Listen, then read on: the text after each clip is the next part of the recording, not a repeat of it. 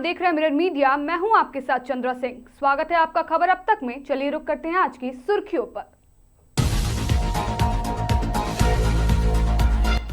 Bokaro thermal में DVC all valley खेलकूद प्रतियोगिता का शुभारंभ। वरीय महाप्रबंधक सुशील कुमार अरझरिया ने किया प्रतियोगिता का शुभारंभ।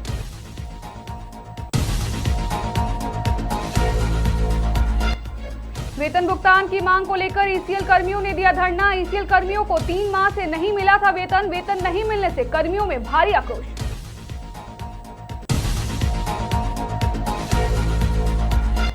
साहिबगंज जिले के मॉडल कॉलेज राजमहल में 1 दिवसीय जागरूकता कार्यक्रम का आयोजन किया गया। कार्यक्रम का शुभारंभ एसपी अमित कुमार सिंह ने किया।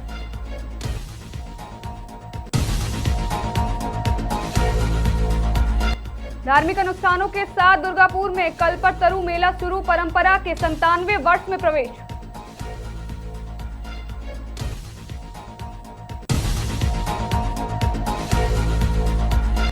रामगढ़ विधायक ममता देवी के कथित ऑडियो वायरल होने के बाद राजनीतिक सरगर्मी हुई तेज। पक्ष और विपक्ष दोनों आमने सामने। अब खबर विस्तार से।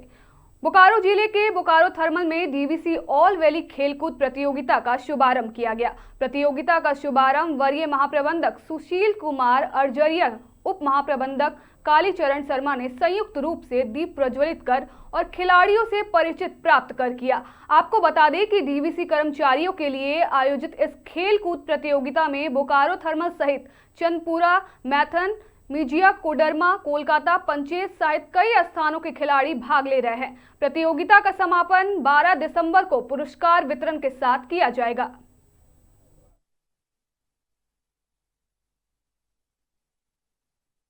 हमारे लिए बड़े ही गर्व का विषय है कि इतने लंबे अवधि तक 49वां ये इवेंट है। इतनी लंबी अवधि तक पहले से भी अधिक ऊर्जा के साथ हम ये इवेंट को ऑर्गेनाइज करते रहते हैं। तो ये बड़े गर्व का विषय है पूरे डीवीसी के लिए। ऑल वैली इवेंट जहाँ भी जिस भी प्रोजेक्ट्स में होते हैं, आज बीटीपीएस में आज हम कर रहे हैं, तो हम सब के लिए बड़े ही गर्व का विषय है। डीवीसी के जो कोर वैल्यूज हैं हमारे, ट्रांसपेरेंसी, ऑनेस्टी, अकाउंटेबिलिटी, ये सब हमको स्पोर्ट्स में मिलता है। साहिबगंज जिले के मॉडल कॉलेज राजमहल में साइबर ठगी से बचाव को लेकर 1 दिवसीय जागरूकता कार्यक्रम का आयोजन किया गया। कार्यक्रम का उद्घाटन एसपी अमित कुमार सिंह के द्वारा किया गया। इस दौरान एसपी अमित कुमार सिंह ने कॉलेज के छात्र छात्राओं को साइबर ठगी से कैसे बचा जाए बताया गया। उन्होंने ग्रामीण स्तर पर साइबर अपराध से जागरूक रहने और बच्चों को नशे से दूर रहने को कहा। आपको बता दें कि कार्यक्रम के दौरान एसपी और एसडीपीओ विमलेश कुमार त्रिपाठी ने संयुक्त रूप से पौधरोपण भी किया। वहीं एसपी ने जिले में साइबर ठगी पर रोक लगाने के लिए साइबर थाना खोले जाने पर जोर दिया है। जैसा कि आप जानते हैं कि हम लोग साइबर क्राइम से बचने के लिए तथा नशे का जो कारोबार है और युवा फंसते जा रहे हैं उसके सेवन में, उस सब को बचने के लिए हम लोग लगातार जागरूकता अभियान चला रहे हैं। तो मेरे अन्य पदाधिकारी विभिन्न स्कूलों में जा रहे हैं। तो साहिबगंज में जैसा कि आप जानते हैं 2 महत्वपूर्ण कॉलेज है, उसमें मैंने खुद ही बीड़ा उठाया था जाने का। मैं पहले साहिबगंज कॉलेज में कार्यक्रम कर चुका हूँ। अभी मैं यहाँ आया था बच्चों से बात करने, उनको जागरूक करने के लिए। अच्छा कार्यक्रम रहा, बच्चों से मिलके बहुत अच्छा लगा हम लोगों को, और हम लोग उस पर आगे कार्रवाई करेंगे, इसी में हम लोग हैं। ताकि हम लोग जानते हैं कि मॉडल कॉलेज राजमहल शैक्षणिक गतिविधियों के साथ साथ एक्स्ट्रा एक्टिविटीज़, एक्स्ट्रा करिकुलम जो एनईपी नेशनल एजुकेशन पॉलिसी 2020 में एक दिया गया है, उसके तहत आज जैसा कि हम लोग जानते हैं कि डिसिप्लिन, अनुशासन, साथ में साइबर क्राइम सुरक्षा और सकारात्मक आचरण जो बच्चों में होना चाहिए कि एक पॉजिटिव एटीट्यूड होना चाहिए, उसको लेकर एक वर्कशॉप रखा गया था, कार्यशाला था, जिसमें हमारे ज़िले के कप्तान श्री अमित कुमार सिंह जी आईपीएस उपस्थित हुए, साथ में डीएसपी साहब थे, थाना प्रभारी थे, और सबका एक ही मकसद था कि हमारे बच्चे किस तरह से सिक्योर रहे। आज युवा पीढ़ी जिस तरह से नशे का लत हो या मोबाइल हो, इस तरह के चीज़ों से वो जुड़ रहे हैं, और जो पुस्तक है या पढ़ाई है उससे कहीं न कहीं विमुख। चांडाल में ईसीएल कर्मियों ने वेतन भुगतान की मांग को लेकर धरना प्रदर्शन किया।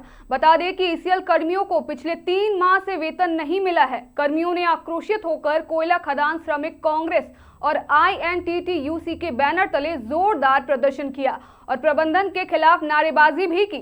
वहीं कर्मियों के समर्थन में जामुरिया विधायक हरे राम सिंह शामिल हुए। इस दौरान विधायक हरे राम सिंह ने कहा कि ईसीएल अथॉरिटी को इस साल भारी घाटा हुआ है, जिसके कारण समय पर वेतन भुगतान नहीं हो पा रहा है। उन्होंने बताया कि अधिकारियों ने 22 दिसंबर तक वेतन भुगतान करने का आश्वासन दिया है।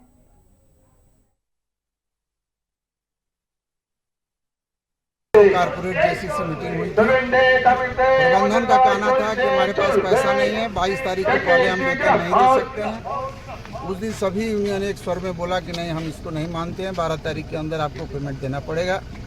लेकिन मैनेजमेंट कुछ नहीं किया और मनमानी तरीके से वर्कर जो संडे करते थे, आज 30 साल 40 साल से जो कर रहे थे उनको भी बंद कर दिया गया। ये तमाम मांगे हैं।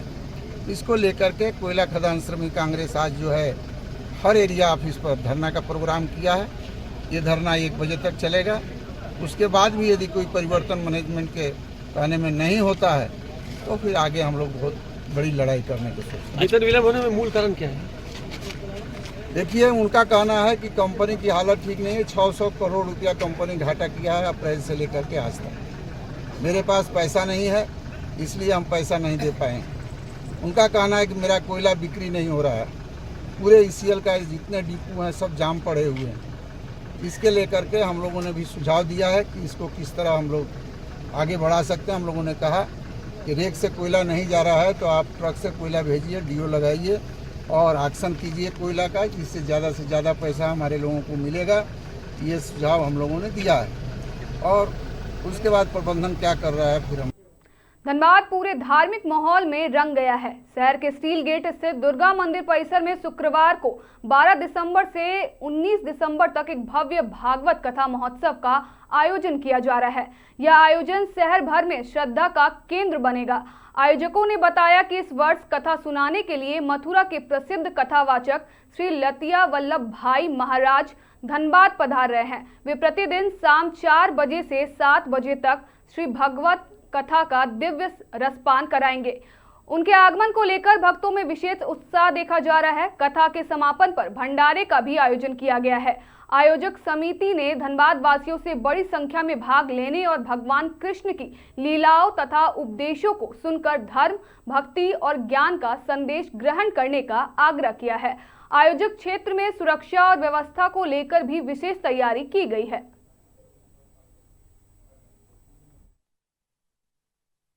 श्रीमद् भागवत कथा का आयोजन श्री मोहन गुप्ता जी के और उनके सहयोगी के द्वारा आयोजन किया गया है। कथा स्थल स्टील गेट दुर्गा मंदिर शिव मंदिर के प्रांगण में सरायढेला के अंतर्गत है, यहाँ होगी और 13 से 19 तक यह कथा 4 से 7 बजे तक शाम तक चलेगी और 13 को ही सुबह प्रातः 8 से 9 के बीच में जो भी हो समय कलश यात्रा का आयोजन है कि करीब 500 कलशधारी 300 से 500 तक कलशधारी रहेंगे जो कि कलश यात्रा करते हुए कथास्थल पर पहुंचेंगे। सभी धनबाद वासियों से नगर वासियों से आग्रह है कि इस पुनीत महामहोत्सव में आप सभी जरूर सम्मिलित हों। आप सभी से यही आग्रह है। रामगढ़ की कांग्रेस विधायक ममता देवी द्वारा भ्रष्टाचार को लेकर ऑडियो वायरल होने के बाद राजनीति सरगर्मी तेज हो गई है, जिसे लेकर राज्य में पक्ष और विपक्ष दोनों आमने सामने हो गई है।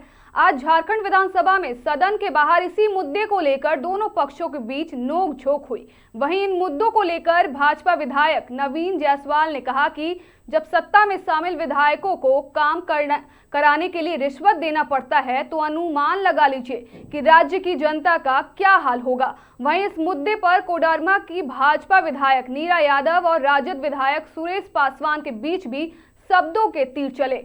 वहीं इस मामले पर रामगढ़ विधायक ममता देवी ने अपनी सफाई देते हुए वायरल वीडियो को फेक और तथ्यों को निराधार बताया। वायरल वीडियो की पुष्टि मिरर मीडिया नहीं करती है।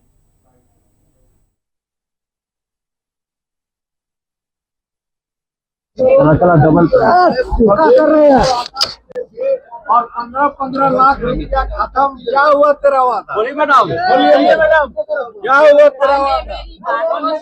हाँ, ये लोग झारखंडी हैं ही नहीं, ये झारखंड की बात ही नहीं करते हैं। आप झारखंडी नहीं है सुरेश जी।